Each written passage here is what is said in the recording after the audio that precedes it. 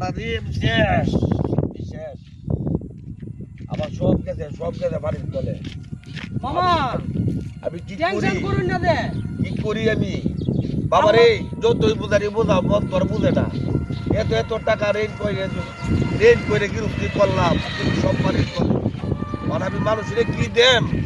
আমার কাছে মানুষের টাকা পাইব আমি পাওনা দাওলা কি করে দেবে যে ঋণগ্রস্ত হইলাম কি করে আমি কিভাবে আমি দেই এটা সে আমি আজকে রাত্রে টেনশন করে লাভ নাই আল্লাহর মাল আল্লাহ নিতে না আর সামনে বছর তো অবশ্যই আবার ফসল ভালো হইতে পারে